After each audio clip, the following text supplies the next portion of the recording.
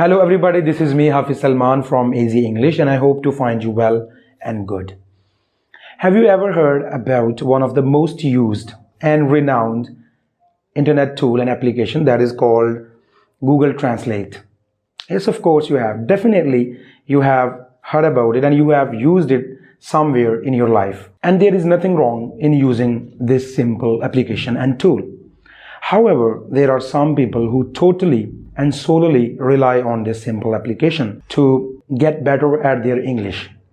Today, in this short video, I will be telling you 3 reasons that why using Google Translate exclusively will lead you to have poor English, and it is one of the biggest hurdles that is stopping you from becoming a fluent English language speaker. I will also try to address the simple question that how far Google Translation helps us in making our English good, and does it really help us to become a fluent English language speaker? So let's jump right in.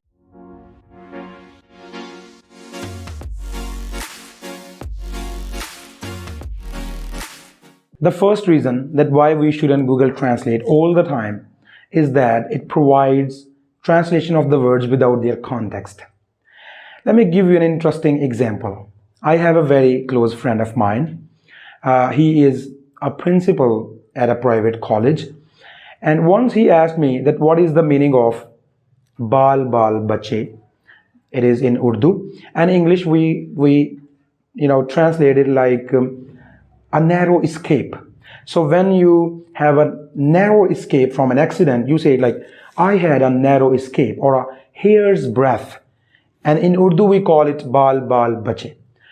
Now when he asked me, I told him possible translations of this simple phrase, and then he sent me a Google translated version. He sent me a screenshot, and this simple phrase was translated by Google Translate as hair children. Now you can imagine that how dangerous the impact of Google Translate can have in our lives. It has totally changed the meaning of a simple phrase. The second reason that why we shouldn't use Google Translate all the time is that it often gives us little meanings of the words which actually don't cover the full range of the meanings of those particular words. For example, if my friend is going to participate in a speech competition and he's gonna deliver his speech, and if I say to him cha jao, and we say it in English like break a leg. Now if you translate this simple phrase on Google Translate, it will translate it like tang tod do. It's totally wrong. Now Google Translate gives you the meaning in their limited range. It doesn't explore the full range of the meanings, that it gives you the translation without their context. Last but not least, Google Translate can produce meanings that sound unnatural to the native speakers. If you want to say something to a native speaker or to a person who speaks English, you go to Google Translate, you translate that specific sentence or phrase, you use that sentence or phrase in front of native speakers, and that person might laugh at you because there are so many sentences produced by Google Translation and they don't make sense. I have a very good example of this blunder that we usually make. I have a cousin who lives in Spain. He is also my student. And one day I made up my mind to speak to him in Spanish.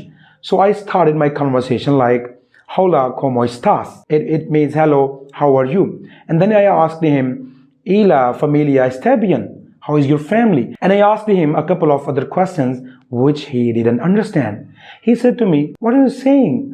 We don't actually, say like this. We don't use these kind of sentences. We don't make these and form these kind of sentences here. So it was totally nonsensical to a native speaker or to a person who speaks that particular language. Now in the end, I would say, I can't say you shouldn't use Google Translate. You can use it at some points of your life where you need the meanings of individual words. But as long as you want to improve your English, if you want to become a fluent English language speaker, then my suggestion is to stop using Google Translate. Thanks for watching this video.